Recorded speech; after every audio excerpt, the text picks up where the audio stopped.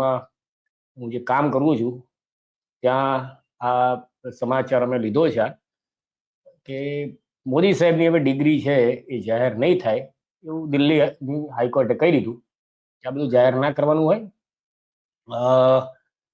જે આખી કેન્દ્રીય માહિતી કમિશનરે જે આદેશ આપ્યો તે આદેશને કોર્ટે ફગાવી દીધો અને એમાં ઘણી બધી દલીલો કરી છે.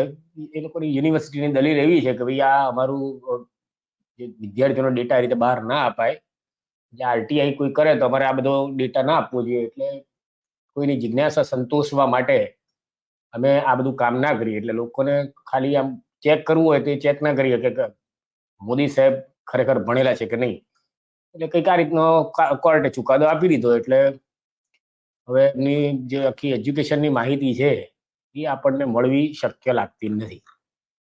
એટલે હવે કોઈએ કહેવું નહીં કે મોદી સાહેબ એમની જે કોઈ માર્કશીટ બતાવતા નથી એવું કંઈ કહેવું નહીં, કારણ કે મોદી સાહેબ પોતે જ બોલેલા છે. મોદી સાહેબે વર્ષો પહેલા વાત કરેલી છે.